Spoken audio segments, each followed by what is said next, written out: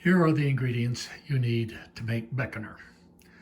There are 7 ingredients, and generally I mix them in the order in which you see them here. So the first item is Crisco, and there's a cup of Crisco here. One can also use butter, but typically we use Crisco. Next we have sugar, and there's a cup and a half of sugar here. This, after all, is not a health food, it's a cookie. The flavoring comes from anise, and this is McCormick's anise here. You can see that it's unground here. It's in its regular seed format, and you have to grind it. So I use a coffee grinder, and we have a tablespoon of anise right there. Next, we have milk. There is a cup of milk here. I use 2% because that's what we drink around here. Whole milk works excellently as well. We have a little bit of salt. This is 1/2 teaspoon of salt that goes in there. And then all-purpose flour, all-purpose white flour here. This is a cup. The recipe will take somewhere between 5 and 6 cups of flour. Depending on the texture, one can count on, say, 5.5, and it will probably come out pretty well. And finally, you have cornstarch, and there's 3 tablespoons of cornstarch. So these are what go together in there. I used to do this by hand, but I find that a KitchenAid works wonderfully for doing this and saves your arms a lot of pain and effort there. So we're ready to start mixing now. I've got the mixer set up with the hook attachment, which is good enough for getting all the mixing done. I have the sugar and the Crisco in there ready to go. So we'll put that down and lock it like that and turn it on to its lowest speed. So basically it will be combining the sugar and the Crisco until we're ready to add more ingredients. It won't take more than just a few seconds for doing this. Now we'll add the anise. Here is the anise. And we'll just pour it in over here. And turn it back on.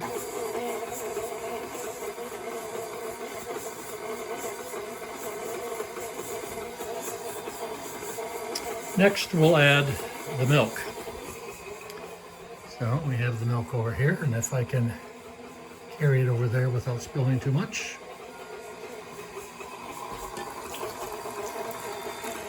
So, I did spill quite a bit, but that's because I'm trying to take a movie here. So, milk will get in there, and that'll mix pretty well. Next, we'll add the salt.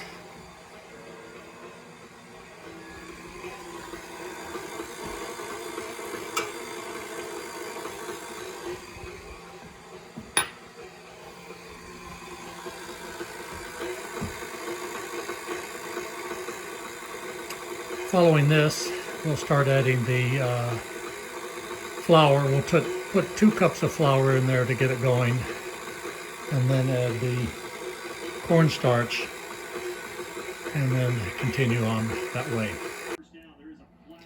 So I've added 2 cups of flour, and at this point I will put in the cornstarch as well.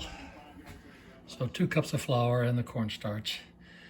I assume you can probably put the cornstarch in at any time, but my mom said that it should be done at 2 cups, so you obviously want to do it then. So then we'll get the 2 cups mixing here for a little bit. And as this mixes, then we'll add another cup, and then that would be the 3, and then the 4, and the 5. So We also need to scrape down the sides a little bit with a spatula. So I'll get that over here. The spatula, and I'll do that as we move along. So this is what it looks like after 2 cups. And we now put in the 3rd cup.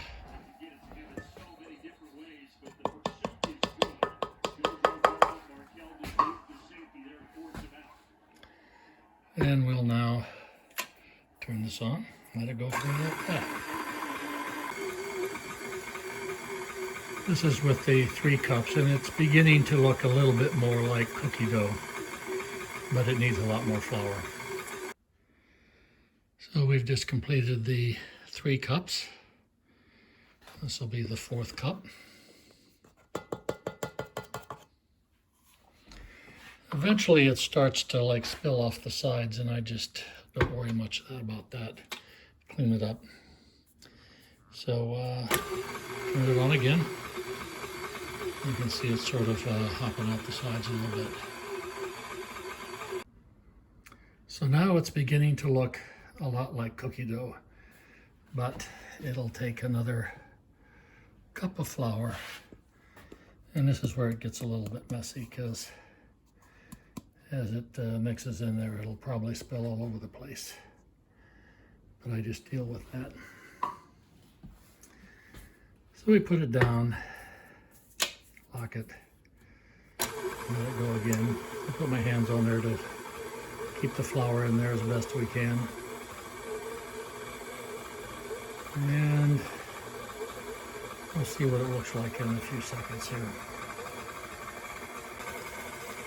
So we're very near the end of the 5 cups, and this is looking like pretty good cookie dough to me. So we'll not put the extra flour in. Looks like this will work for this time. Go. So now we're ready to roll out the dough. The dough looks like this. It's all been mixed up, and I divide it in half, more or less.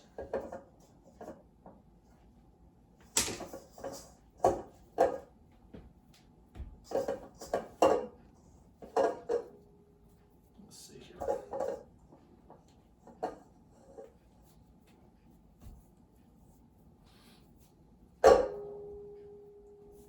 So it's basic cookie dough.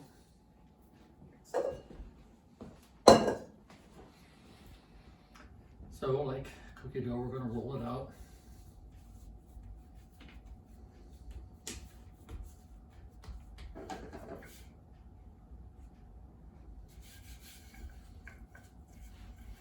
I'm going to roll it out into basically a rectangle of sorts,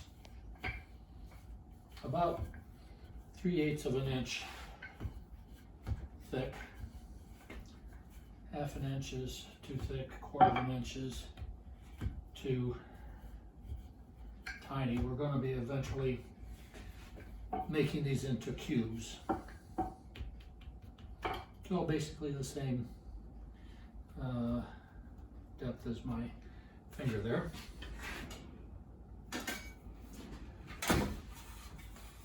Before we cut it, we're going to be creasing it. So, got a cookie sheet. Oh, I'm supposed to roll it out on the wax paper. That was a mistake. Not to do that. I'll do the next one correctly.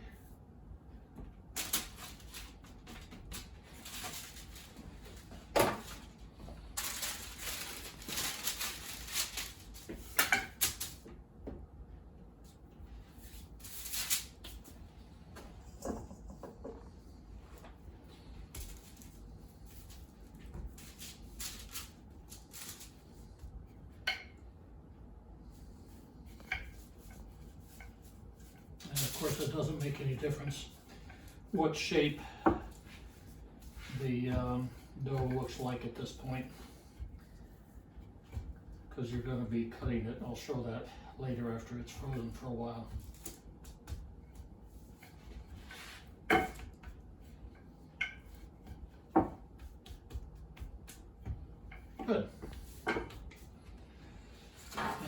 put this onto that cookie sheet, and I will freeze these now and come back later. Okay, so the dough has been frozen solid. This is one of the two that I made here.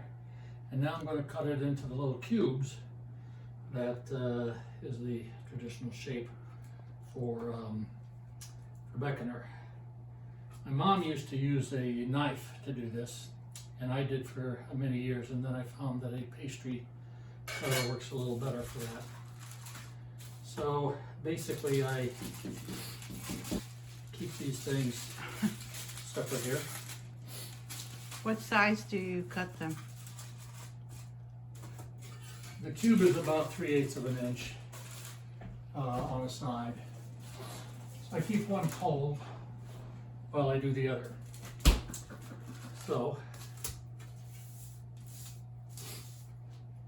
basically I do a ka-chunk and a ka-chunk, and I go down this way.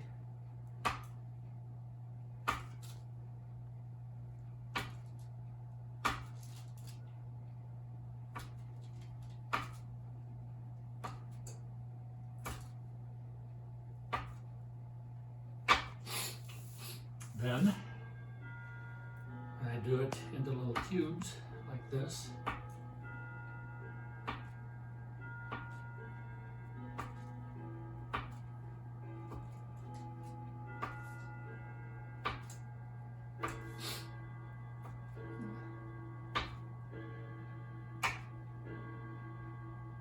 Had I used a knife, this would have taken me maybe 10 minutes or something like that. So, there we have that, and now we're ready to sprinkle them onto a cookie sheet so that they can be cooked.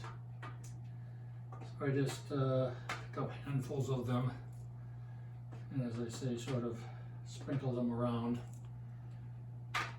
for the most part so that they don't touch, so that they'll cook more or less evenly.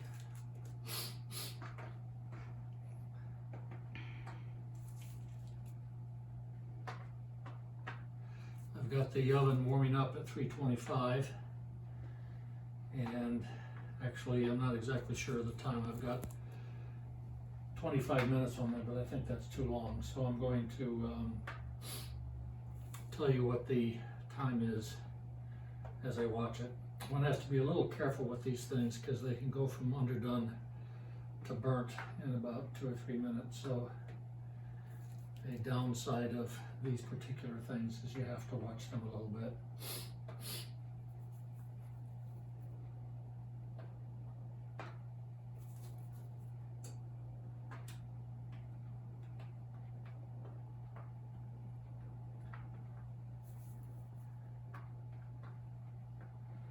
So one cookie sheet does about 1/4 of all the cookies. So this is put these in and then do a second one, and then third and fourth together. So that's what they look like. And the oven is almost warm enough here. I'll assume it's warm enough and put them in there. Get them going, and I'll keep an eye on them, make sure that they don't burn. And we'll be back later with the finished product. So my first batch is done. And they look more or less like this. So I pick them up.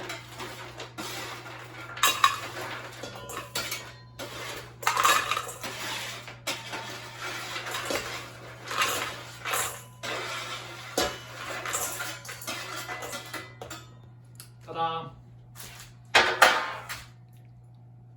Turn the bowl.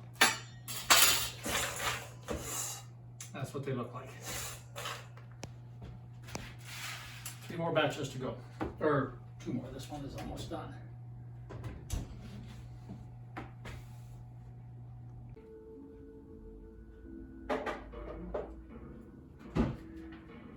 this is what the final product looks like.